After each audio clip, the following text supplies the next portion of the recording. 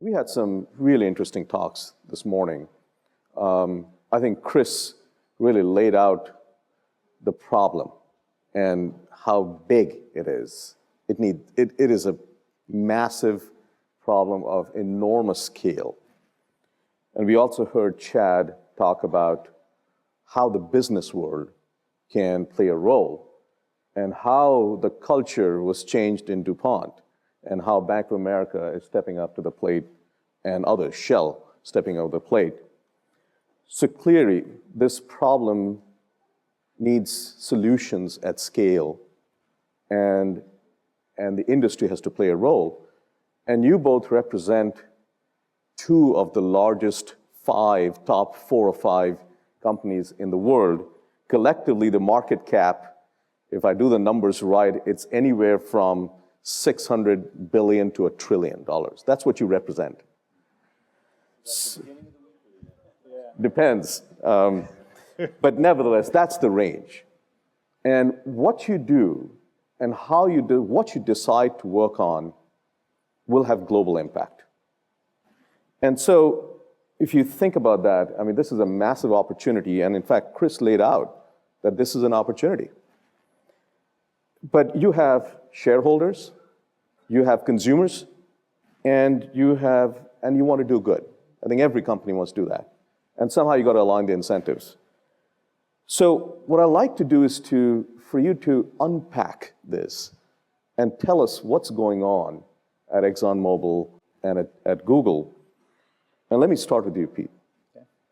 And we'll have a conversation, and after a while, we'll open it up for questions. And we'll have a conversation with the whole crowd. So one of the fascinating things I found that's going on in ExxonMobil is that to make decisions, you put a price on carbon. Even though we don't have a price on carbon, ExxonMobil has an internal price of carbon. Can you tell us how you do that? What is the price, how it's going to change in the future, and what goes into that? Yeah, we get asked this question quite a bit because people are interested in our internal planning processes. We do an energy outlook every year and look across the energy system, look across basically every country in the world that consumes energy, and look across all the different energy sectors: transport, residential, commercial, electric, power gen, industry. And one of the things that we do in that process is we'll try and think about how policies to address the risk of climate change might evolve over time. And in order to kind of model this sort of mosaic of policies, and those policies will be, sort of all the things that you see in AB 32, plus more. It'll be renewable portfolio standards, it'll be cap and trades, it'll be carbon taxes, it'll be other appliance standards. This whole mosaic of policies to try and drive efficiency and drive decarbonization in the global energy system. And when we plan our business and we think about our energy outlook, we'll put what we call a proxy cost on carbon, feed that into our economic and our demand models. And that proxy cost of carbon, we kind of split between the OECD and the non-OECD, with the OECD kind of being a leader and the non-OECD being, a little bit behind, just basically recognizing the different development stages that the two groups of countries are in. So that price for us, we start that around $20 a ton. We ramp it up to about $80 a ton out in 2040 for the OECD. We actually segment the non-OECD in a couple of different tranches. So leading countries, and probably the big guys there are China and Mexico. We have ramping up to about $30 a ton by 2040. And then the other non-OECD countries will have at a lower level, maybe around $15 a ton. And what that does is it tends to drive the kinds of things that you would think a price on carbon would drive. It drives efficiency. We see huge efficiency gains. We see efficiency gains between 2010 and 2040 that are the size of the global energy consumption in 2010. So 500 quads of energy efficiency over that period. Hugely important, and it's driven by those assumptions on price on carbon. And we see a gradual decarbonization in the economy. in the energy system. So we see nuclear growing, we see natural gas grow. Of the fossils, natural gas grows very fast. We see very fast growth in renewables, albeit from a fairly small base. And we actually see a rise, and then for the first time in history, a decline in coal with that type of overlay as well. So when you decide on a price on carbon, let's say $20 or $15, and it's ramping up, and as you're going along, you're seeing that things are maybe getting worse or getting better. Do you change that? Do you modify that as you go along? We look at it every year. We do the energy outlook every year. We look at it every year, and we try and inform it by, it's really informed by our views on policy and how policy might develop. So we're very involved. We follow the UNFCCC process very closely. We follow all of the sort of national and transnational and local policy space. So AB 32, we follow what happens in the EU, what happens in the market, and we understand the developments on a go-forward basis. And it's, I'm sure, there's only one thing I'm sure of, it's wrong. It's not, but it is our best estimate of how we think policy might develop over time and how policy might get more and more stringent over time. John, I know you're still new at Google. You've been there for 3 months. I'm assuming you've had a fantastic, steep learning curve. But tell us a little bit how you're thinking in Google, and how are you making decisions about investments, about the business opportunities, et cetera? What is driving? Well, first, the person before me left some very big shoes to follow at Google, so I'm trying to fill this with the best I can. But no, Google's got we look at it and divide it into several categories. First, we look at just our own carbon footprint. And we look at how to, basically, we've been carbon neutral since 2007, and we try to do as much as possible authentically. We're a large user of power. The data center, in aggregate, data centers are about 3% of the global power demand, and they're rising fairly quickly. Not ours, but all data centers in aggregate. We actually drive efficiency first, not too dissimilar from even California's loading order. So the first thing we do is try to drive the efficiency up and the power consumption down per unit of data at the data centers. We're about half of the industry average, or twice as efficient, which I think is something that there are teams that are every day looking at how to constantly re-optimize that efficiency side of that equation. We then have to buy power. So we enter into large power purchase agreements, and we've generally been buying wind and solar. But we do it in a way where we try to make sure that it's not too disconnected, that it's in the same balancing authority. We try to make it as close as possible from a nexus to our data center. And we're 35% of the power that we consume is directly either through PPA or renewable content in the existing grid, legitimately renewable. So that leaves a gap. And that gap is filled with high-quality carbon credits, and we have, I hope and I believe, a fairly high bar for those. So we look very carefully at what is a real, we have to go through the additionality test. Generally, it's things that are a little off the beaten path. Sometimes we'll look at pig farms and things. Methane is a really critical element, and so we look at the most authentic carbon credits we can possibly purchase to get to that fully zero carbon. The ambition is to be completely decarbonized from our own procurement eventually, and not to have to do it through credits. The other two legs of the stool, we look at investment and technology. From an investment perspective, Google's put about $1.5 billion into renewable projects in the US. It's catalyzed about 2.5 gigawatts of renewable large wind and solar projects that generally, the test we like to look at is, would it have been built without us? And I think we can say most of them would have had a much harder time. We were able to replace tax equity when the banks ran out of taxable income. And the industry would have really been in trouble, but we were able to step in and use some of our taxable income in 2009, 10, 11 to bring projects to market that might have had some big challenges then. But we've basically are owners, part owners of effectively 2.5 gigawatts of solar and wind throughout the country.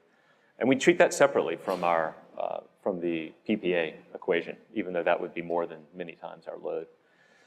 And then finally, we look a lot at technology. And we're looking, I like Dan's talk earlier, because we're looking a lot more globally at technology and not just at the US. So we're looking at how to deploy investment and technology in concert in the developing world, as well as here in what you might call a strong grid environment. Let's talk about something that has happened, which no one really saw it coming in this amount of scale, is natural gas. And it has been a game changer. It has had an impact on the carbon emissions in the electricity sector and also the cost of electricity. Tell us how ExxonMobil is looking at that, not just for the United States, because there's a lot of shale outside the United States as well. How are you thinking about it? Well, we think, obviously, we think natural gas has been a game changer. It's probably, along with efficiency, has maybe been, one of the biggest factors in driving down U.S. Greenhouse gas emissions down to a level, sort of last seen in the early 90s. And natural gas fuel switching from coal to natural gas in the power sector has been huge to help drive that. Tremendous opportunity for ongoing development in the U.S. and a lot of opportunity outside the U.S. to take that technology, that sort of combination of directional drilling, 3D seismic technology, and multi-stage fracturing technology, all of which sort of that combination of technology was able to drive the cost of producing shale and tight rock gas down, way faster than, most in the industry, including us, would have envisioned. And that combination of technology provides the promise for developments, particularly China. China has huge resource in natural gas. Given their high reliance on coal, that could provide a tremendous benefit if done correctly, if done well. But they don't quite have the infrastructure yet. They don't. Right? So can you say a little bit about? Well, I'll tell you, having worked in China, if they decide they want the infrastructure, I would suggest they can probably get that done pretty quickly and efficiently. But you're right, they don't have the infrastructure, and the geology is different. It hasn't been drilled a lot, so the devil's in the details when you have to drill and see how the rock fractures and see how productive it is. The other issue that needs to be addressed in China is one of water. A lot of the resources are in pretty water scarce areas, so thinking about technology developments that could allow fracturing without use of water or a high reuse of water, I think is important to try and unlock that potential for China. And that'll pay benefits for the climate, for greenhouse gas emissions, but perhaps more importantly in the near term for China, could pay big dividends for just criteria pollutants and air pollution. Anybody that's traveled to China recently, knows sort of the issues that they face with criteria pollutants. There's other places where there's potential. Argentina has pretty big reserves. There's some places in the Middle East as well that have reserves that this technology could enable as well. So when we talk about energy, there's obviously a business aspect, economic aspect to it. There's an environmental issue, and there are national security related issues out here. If you think about natural gas as a fuel, there's Eastern Europe, in Poland and other places. Can you comment on whether that would play that big a role if he could enable Poland and other parts of Eastern Europe to be able to extract natural gas from the shale formation? Yeah, Europe, if you think about security and geopolitics, Europe is still tremendously dependent on Russia for gas. And, you don't have to look too far in the newspaper to kind of see how those geopolitical cards are being played between Europe and Russia. So, clearly developing another source of natural gas that broadens the energy supply is of great interest to Europe, to Eastern Europe as well as Western Europe. And, that just helps to broaden and diversify their energy supply. And, broad access to multiple supplies of energy tends to give you, more energy security. There's also we are seeing a little bit of a shift of long-haul trucking to LNG and partly to CNG also, not long-haul. Do you see that making a large impact on the transportation sector? I think in the scheme of things, no. I think there's going to be niches where that makes an impact. Clearly, you have a pretty big economic drive in the U.S. where you have fairly low-cost natural gas and quite abundant, and you have a pretty big spread between distillate oil-based products and natural gas. But overall, we think, if you're thinking about CO2 abatement, greenhouse gas abatement, and you have a power sector that still has coal in it, it's probably a much better, more cost-effective CO2 abatement option to put natural gas into the power sector. That said, I think you'll see some sort of short haul out and back, so where you can return to home base. You don't have a lot of infrastructure, so you see that. So municipal fleets, bus fleets, as a for instance. I think some long-haul trucking, you probably see LNG in those corridors, so certain corridors, just because you have a much higher energy density and you don't take the penalty on space and so much. But overall, I think we'll see some niche penetration, but not a massive transformation of the transport system. So you mentioned about abatement, and John, let me ask you this. If you look at carbon abatement and the cost of doing carbon abatement, clearly energy efficiency, as Chad mentioned earlier, is a low-hanging fruit. People have said that. It's a low-hanging fruit. Sometimes the fruit is rotting. And yet, we don't quite see the adoption of energy efficiency measures as the carbon abatement curves really show. So clearly there are some other barriers out there, and important ones. Could you unpack that for us? And since I know you have spent time in the energy efficiency area, what are the other costs, other barriers that should be added to the cost that is not being done so that we actually understand in the cost, there are some that takes into account the barriers?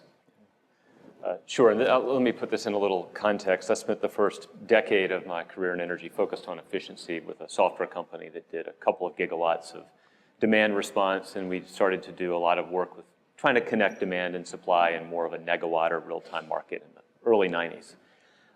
Originally, we started focused on energy efficiency with commercial industrial users, worked with Ford, Walmart, US Navy. We had some great customers out there, but the barriers are interesting. And having lived it, some of the lessons still exist to this day.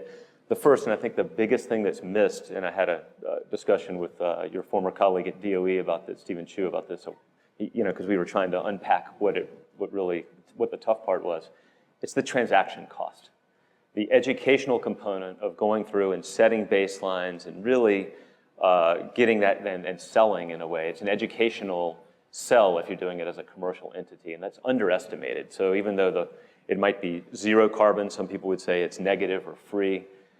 When you add in the cost of systems to go through efficiency is small relative to the cost of educating and getting customers to buy, and that was an early. I think that's gotten better, but as you look in the last decade, there's been bigger awareness. But I think the biggest barrier, as you look at it, is transparent pricing. Europe is much more efficient. They're genuinely much more efficient than we are because their prices are higher for what they pay for fuels. We tend to subsidize the cost, so the taxpayers will pay a certain amount and subsidize so cost appear lower. And this is for renewables as well as fossil.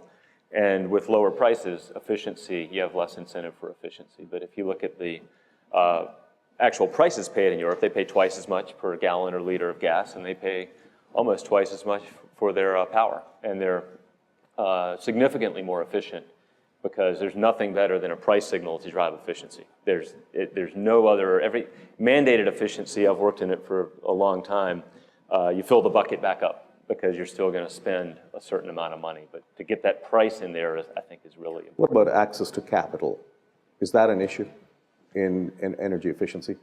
That is, I mean, I think it's easy for financiers to finance generation. Google's invested in generation, and I've financed several generation facilities in my career. I've tried to do financing on efficiency, and it's tough, but it's not unsolvable. And I think you'll see, if you look for, there's a comment made earlier today that the financing mechanisms and yield codes were one of the biggest advantages for solar. Right. I do think we'll see that. Better ways to finance efficiency. Now that we've tackled one, you'll start to see better baselining and better methodologies. And if you can unlock the financing, which is entirely doable, you'll see a much bigger increase in efficiency. Pete? Yeah, we've been at efficiency, gosh, since I started working for ExxonMobil in 1980. And we, as planning manager for the chemical company, we would send out instructions to all the plant managers around the world and the business managers and so forth. And we would try and drive 1.5% per year improvement in efficiency year after year after year. And it's tough work. It's tough work, but it's also very valuable. As a refinery manager down in Torrance, my operating budget was around $1 billion a year, and about half of that was energy. So about $500 million a year of energy cost. So 1% per year is a lot of money. And especially if you do it year after year after year, you save an awful lot of money. So there's a huge financial driver. John mentioned the price signal and the power of price signal. I had an opportunity to visit our facility in Singapore about 3 weeks ago, and natural gas prices in Singapore are about $18 a million BTU. They're about a little more than 4 times what they are here in the U.S. And surprise, surprise, their rate and pace of energy efficiency improvement is about double what we see here in the U.S. And so price is really, really a powerful mechanism. And the value of a price, sort of a price on carbon is it sends that price signal across the entire economy. And so you don't just get sort of big users like ExxonMobil or like Google, but you get everybody sort of having that price signal and making the millions and millions of individual decisions that drive energy efficiency. Mm-hmm. So energy efficiency, clearly very important, but I think we'll all agree that in addition to, that's necessary but not sufficient. Mm-hmm. You really need to decarbonize the generation assets as well. Can you tell us in ExxonMobil and then Google, how do you think about that? What are you all investing in terms of decarbonizing the electricity sector? And we'll come to you, John. Yeah, for ExxonMobil, we're kind of working in the sectors where we have expertise. So that kind of, sort of keeps us out of the solar and the wind area. We sort of understand that space, but we don't bring a lot of fundamental technology and market and system expertise to those areas. Where we do work we do quite a bit of work in carbon capture and sequestration. We think carbon capture and sequestration is absolutely an important part of the equation on how you decarbonize the energy system. Most analyses would suggest that as you get to higher and higher levels of decarbonization of the energy system, carbon capture and sequestration is almost always in the money as a valuable piece of technology to help to decarbonize the energy system. When we think about liquid fuels, we have a big program where we're looking at algae and liquid fuels from algae. Very tough scientific hurdles that have to be addressed and overcome. But when you sort of look at biofuels and you look at kind of first generation biofuels and even second generation biofuels where they end up competing with land use for food, they compete for water, they can compete for deforestation, so they can drive deforestation. All of those things, we think algae actually offers a solution to those, and it's scalable at a level where it can actually make a pretty big difference in decarbonization. The other place we do a lot of investment, of course, we sponsor GCEP, which is real fundamental research on the whole suite of technologies that you've seen and you'll hear about this afternoon. So sort of broad fundamental science that creates breakthroughs. And then lastly, it's sort of not decarbonization, but we do a lot of research in our lubricants and in our chemical business on products that drive efficiency in our customers' businesses, or that enable decarbonization. As an example, we're a big factory fill supplier of Mobil 1 to wind turbine. So fill for life wind turbines are kind of enabled by some of our technologies. And we have, hundreds and hundreds of different technologies that either enable technologies or drive energy efficiency. John? We generally, I've been encouraged in the last few days with spending some time with Pete, because the fuels sector is really a tough one. That's a complicated one. I spend more time on the power side. So when we look at power, we start, well, actually, if you start with the whole global picture, you've got 400, 500 quads of global power or energy consumption every year. And that would almost be solvable if you didn't have the pesky little problems of increase in population and increase in lifestyles, which are fundamentally important to really improving lives around the world. So, when we look at, we modeled some of this out many years, and as you look at what's required, you're going to get to some fairly large numbers on the supply side, even with doubling energy efficiency and doing lots of the important elements of getting things done. You're still at, you increase around 2,000 quads, which is a big number, by 2040. If you look at that level of energy, that's effectively, to move it into power terms, you're having to construct, of zero carbon power, you're having to construct about 4 gigawatts a day. And maybe we're off by a factor of 2.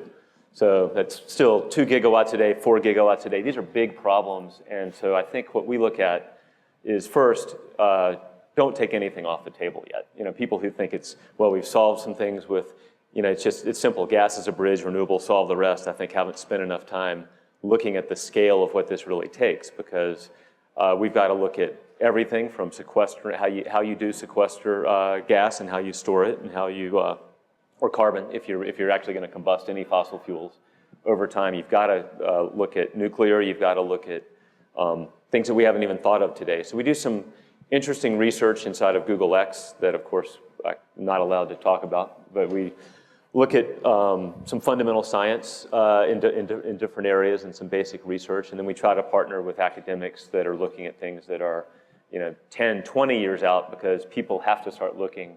This is a multi-decade challenge, and we need to be looking at what the interesting technologies are going to be. And I don't think, for example, if you look at nuclear power, the stuff that was designed and built in the 60s and 70s isn't the model going forward. It will be, there will be interesting changes over time, and we remain hopeful that there'll be some good progress there.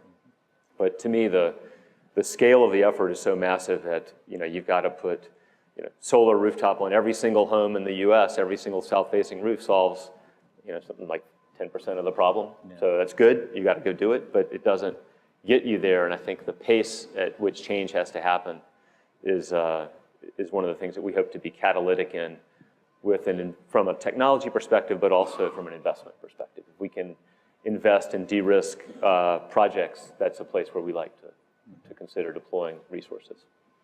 This is great. I think we should open it up for questions, and let's get some audience engagement. What I'd like to do is to actually have 2 or 3, maybe at the most 3 questions at a time, so that we can get as many people to ask questions and not wait for the answer. And then we'll sort of try to get them together in some way and ask you and offer it up to you. So let's have 2 or 3 questions or one after the other, not simultaneously. I'll be impressed if you can do it simultaneously. Yeah. Over there. And then we'll go to the next question and maybe the third one, and then we'll get the answers.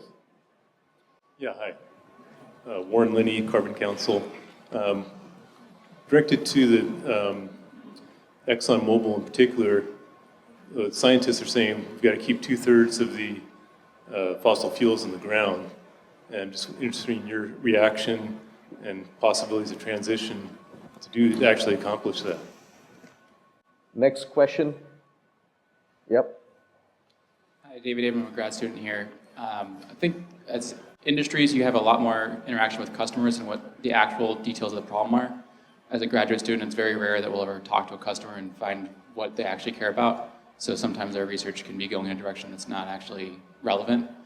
Are there ways that you can partner with us to educate us more properly?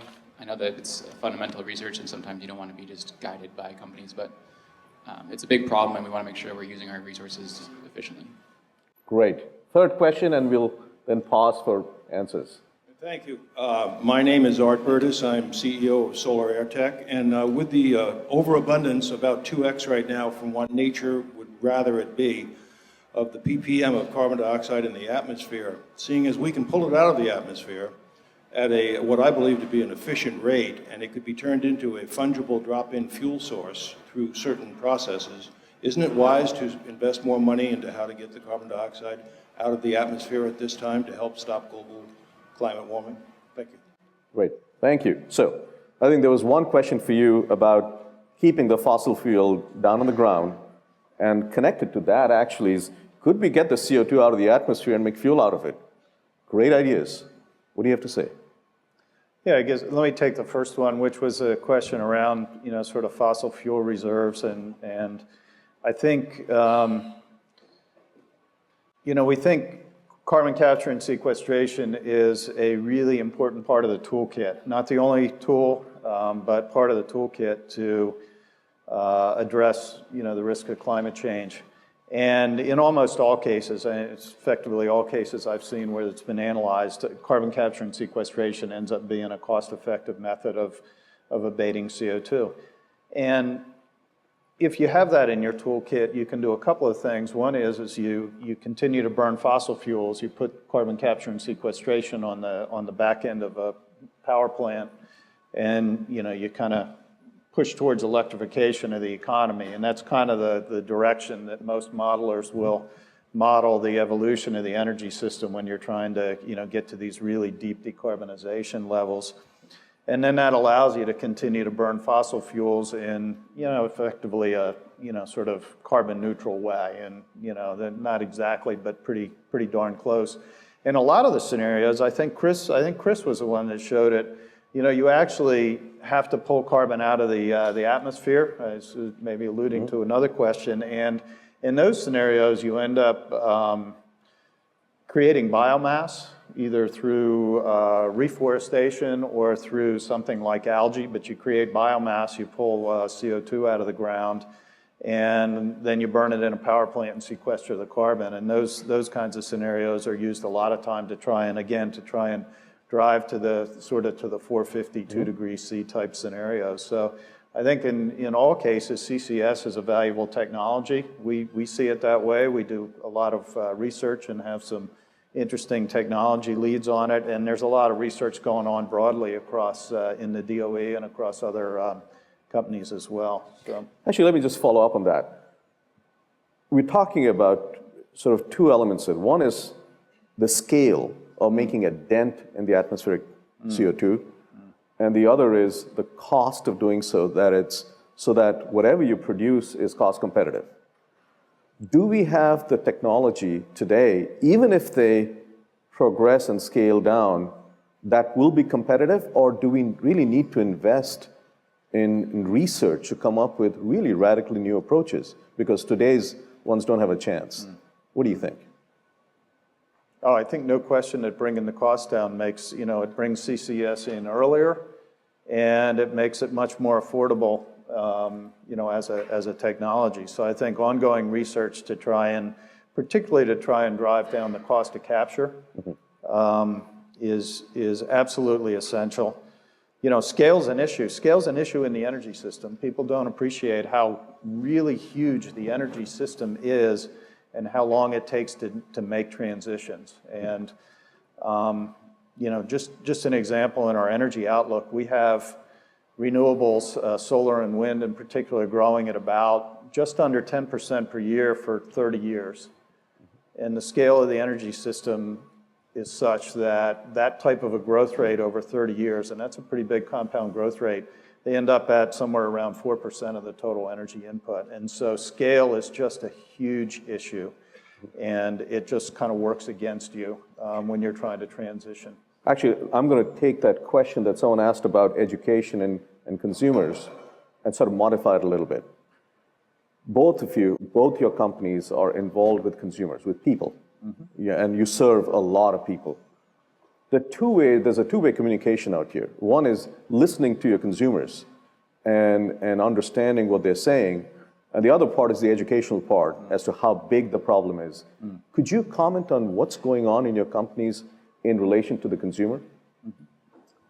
Well, we spend a lot of time on this one. I mean, we interact with, I think it's 40% of the population in the world, and we hope to increase that interaction. And so as you look, we see some interesting trends, and I'd want to come back to something that when we look at consumers, you can, globally, there are potential consumers in the developing world, and what Dan Kamen was talking about earlier is another way out of this box, which is not everybody has to get towards our gross level of consumption if you can be more efficient about it. So we do see some interesting trends. And it's greenfield. It's greenfield opportunity in many cases. Exactly. Which is, you can take a few risks. Yeah. It even changed, as I started to look in some of what's going on in Africa, I had to get out of my U.S. consumer mindset of, 5 kW, 6 kW, and realize that 50 watts goes a long way. And you can basically provide lighting, highly efficient lights, you can charge cell phones, you can provide access. And our sister group inside of Google is the Access Group. So they're focused on how do you bring internet access to the 4 billion that don't have it. We're looking outside of the US at the 1.3 billion that don't have energy. And they're directly linked, and they both are highly linked to improving lives. So if you can do it in an efficient way, that's a significant, your competition is kerosene. And I'd want to make sure we all pay attention to that part, because that avoids overbuilding where you might be at risk of doing that. Not everybody has to have the same. You can have a high quality lifestyle without having an identical lifestyle. But let me make one other comment. Just in the U.S. Or in the what we might call strong grid markets, or the developed world around consumers, there are significant and very interesting changes at bay with the millennials, and the sharing economy, and some of this is not just a passing trend. So they're waiting longer to drive. There's not as much interest in full ownership. Public transit, things are getting used more that, we're sort of in the I've got to get a car at 16 economy. We're different than we're seeing. So you're seeing very interesting, it's a legitimate shift in interest, and it's a less carbon intensive lifestyle that is happening. We see at the sort of in the millennial crowd, and that's encouraging. I still don't think it's measured in terms of it'll solve a small part of the problem. It's not going to change it dramatically. I think what we're talking about in the developing world could change it dramatically. That could really reshift quite a bit in carbon intensity. Pete? Yeah, I'm going to kind of separate the answer into two things, because we sell a lot of business to business, and there's sort of an education that we do business to business, and then of course, most people think of ExxonMobil either as Mobil 1 motor oil, or as your local service station where you fill up. Let me take the second one first. For consumers, we try to educate people on the value of maintaining your vehicle appropriately, and the value of efficiency that you gain by doing so. So simple things like checking and inflating your tires, cleaning your air filter, using gasolines that have additives that keep your fuel injectors clean. All of those things have, they have kind of small incremental benefits from an efficiency standpoint. But when you think about, the billions of passenger miles that are driven every year, a little bit of a gain across 1 billion miles is really meaningful. So, sort of our advertising education, if you will, to the consumers is kind of along use products efficiently. On the business-to-business side, it's kind of the same thing, but we're really doing a kind of a technical education on the attributes that our products bring.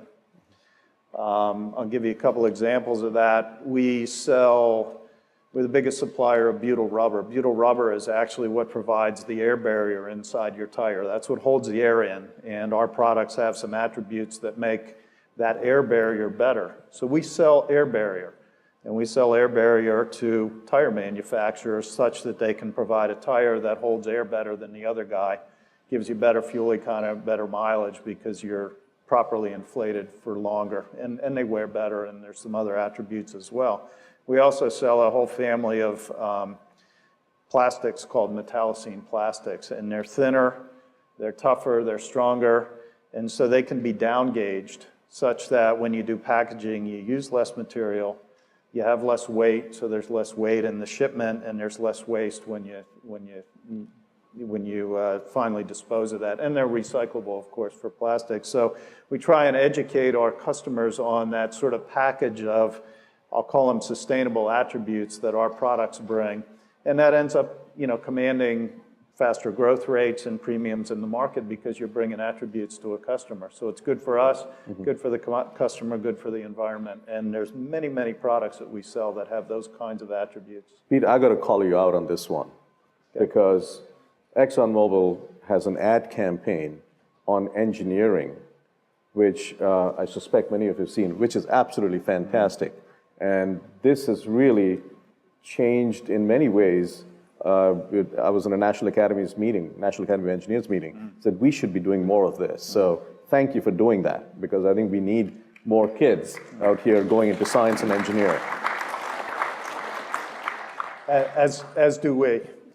As do we. And it's, it's good for our business because we're a company of just engineers and scientists. And when we think about climate change, and I think the genesis of the GCEP program were discussions at the management committee level of the corporation, recognizing that climate change and supplying energy and that, doing both of those required technological innovation and technologies, and it also requires just hardcore engineers that build stuff and do new things and implement new technologies.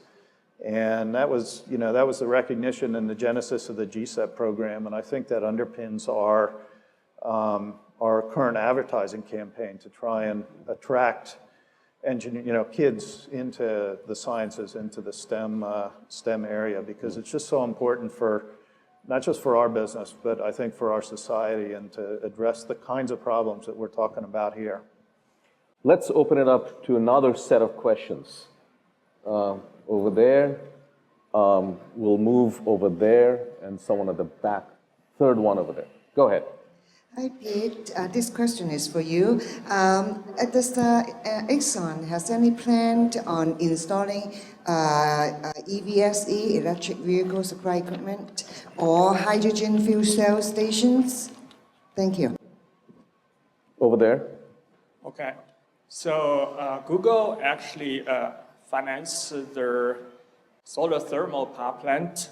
So is that possible for you to finance a pioneer project? Because there is some thermal power plant, like a coal-fired or a gas-fired power plant.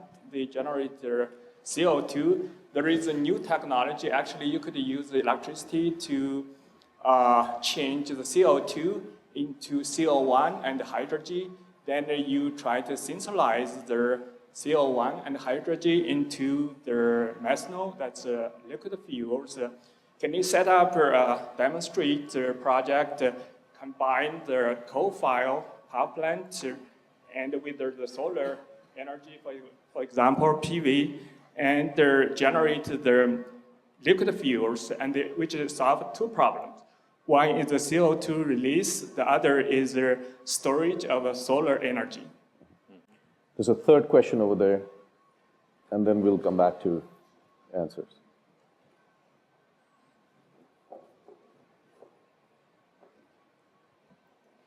Yes, good morning. I wanted to go back a step, if I may. All morning we're talking about CO2, and CO2 is very important to address.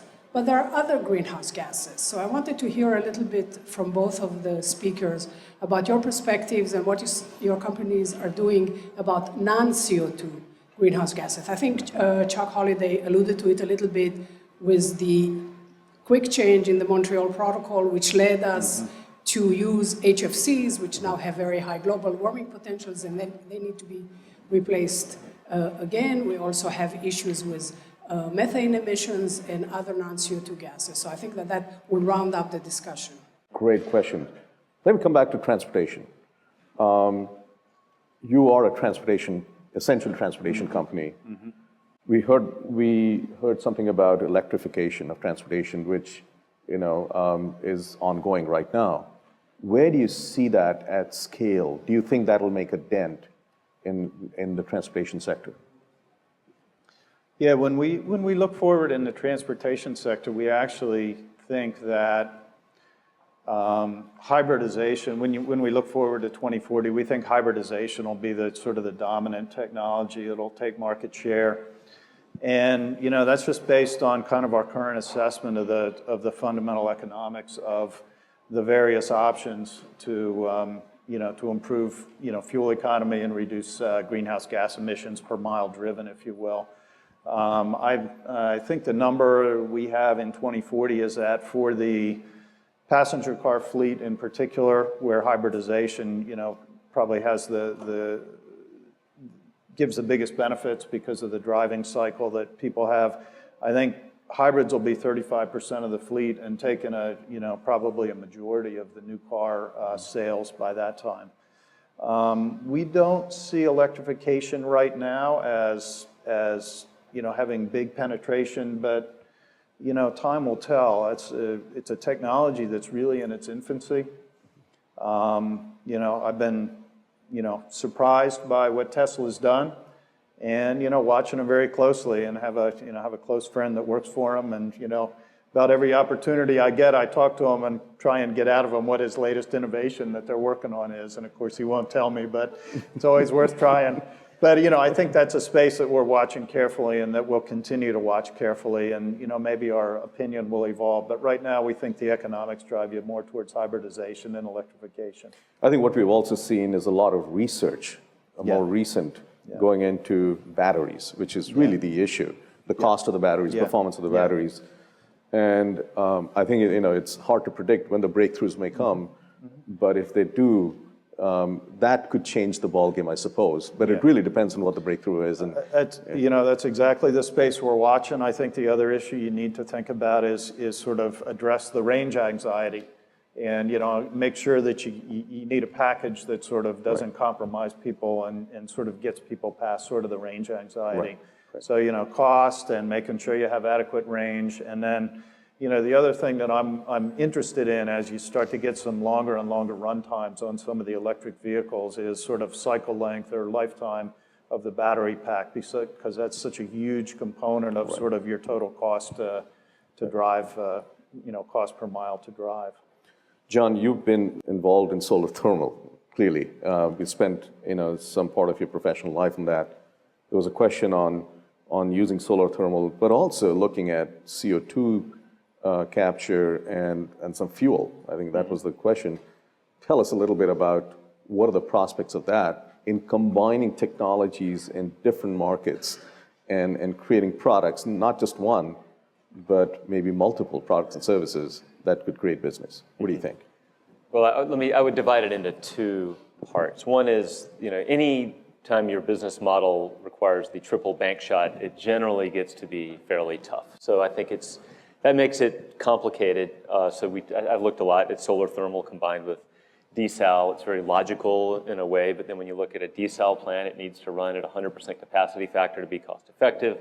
Now you've got solar thermal with storage. Do you locate it near the ocean? No, there's bad weather there. You locate it up, and pretty soon you end up separating it and saying, I build a solar thermal plant here. Keep it simple. Keep it simple. Separate it. So it just gets tougher when you add multiple dependencies. But I want to also address part of the question, which is, I heard, would Google and I hope we're just a proxy for being slightly leading edge on some of this investment, would we invest in new technologies that aren't just pure renewable, but that have a overall macro carbon solution involved? And unequivocally, yes. What we look at is the larger equation of how we can deploy capital in a way that will, generally through project financing. We don't like to take, we're not going to be venture capitalists. We have Google Ventures, who looks at straight venture returns. They don't care what you do. They'll go look at it's a venture-led view of the world. But in the energy group, we look at project investment, and project investment can be very catalytic because it helps bridge a very important gap.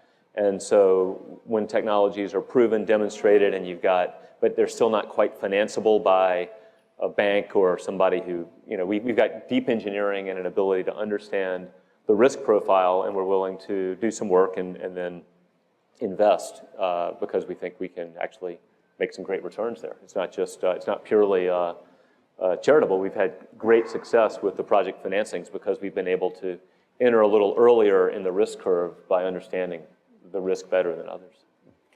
And there was a really important question about greenhouse gases besides CO2. And I think the projections are that if air conditioning, refrigeration goes the way it is, the contribution of HFCs, which are 2,000 to 3,000 times more than CO2 in terms of global warming potential, can have anywhere from 20 to 40% of the effect of global warming. You have methane leakage that is going on and in fact, we don't know quite how much that is. And possibly, and this is the nightmare scenario, where if you have methane coming out of permafrost warming up. And so if you look at all that, how do you look at that and see, is there a business opportunity? Should we do something about it from the business point of view? How do you address that? Yeah, absolutely. And we're getting a little short on time, so I'll be kind of brief. There's two areas that we focus on in ExxonMobil on short-lived climate forcers, so non-CO2. One is on methane. We're doing a tremendous amount of work trying to get our arms, not just ExxonMobil, but as an industry around methane leakage. We've done a lot of work, published a couple papers on our own operations, and working in conjunction with organizations like Environmental Defense Fund to try and develop sort of, understand, where leakage is, how much is it, where are the opportunities, because once you have data, then you can target interventions very effectively. I'm absolutely convinced there's some low-hanging fruit there that can be, where the system can be tightened up and improved. So that's one area that we're very focused on internally and as an industry. The other one is on black carbon, and I think, we're sort of a key enabler of that. Black carbon is important, particularly in the developing world, and, providing advanced fuels. So taking cook stoves that wood and dung and providing propane, butane, gas, natural gas has a huge benefit, not just for black carbon, but has, it's the #1 environmental health issue in the world is internal air from primitive cook stoves. So it has great co-benefits from a health standpoint. And the other one is low sulfur diesel and allows you to sort of, control, basically eliminate black carbon emissions from diesel. And that's also an issue in the developing world, by and large, has been tackled by technology and fuel spec changes here in the OECD. Actually, let me turn that question a little bit differently for you, John. Google is famous for Google Maps, Google Earth. Wouldn't it be nice if you have the resources and the ability? Google also has Loon or perhaps satellites to be able to image and really with enough precision and accuracy on where the emissions are of greenhouse gases and put it on a Google map or Google Earth to see what is going on around the world. If the methane emissions from the permafrost is 90% of that, it's important to stop the leakages, but we have a bigger problem somewhere else. What do you think about perhaps Google going into those kinds of things? Yeah. We're curious. I mean, when we're looking at ways we can use our technology, there are two angles on using Google Maps. One is just driving efficiency. Just by rerouting around traffic and rerouting, we get significant improvements in overall carbon because people are driving more efficiently and being routed instead of just sitting and idling and not moving. So I think there's just how do you constantly remap and reconfigure? But your question is much broader and in fact more interesting. It's it's food for thought. We're getting ready for lunch. I'll address it because I don't want to skip the last question. That wouldn't be good. What we do is we'll open up APIs, and lots of groups use Google Maps in ways that we've never even considered. So we've exposed the ability for whether it's nonprofits or others to model and use our own APIs and overlay quite a bit on Google Maps. It's used in ways that we found that a lot of these things, if we provide the platform, they're used in ways that we never would have predicted. And I'll go look at it, but I wouldn't be surprised if there's a nascent a group out there that's already starting to do some version of that. I don't think it's something we would own and do ourselves, because we'd rather build and enable the platform, and then we'll help people build apps sometimes and help get them started. But we like to encourage a vibrant community out there. Well, we don't want to delay people's lunches, but I just want to thank you, both of you, to really share your thoughts. And I think we really need the public-private partnership. You bring the private side of it. We are at a university, there are lots of students who I'm sure got inspired by what you had to say. And I really hope that we collectively can really address one of the grand challenges of the 21st century for not just our generation, but probably a few more generations that are coming. So thank you very much again, and I really appreciate it. Let's give them a big round of applause.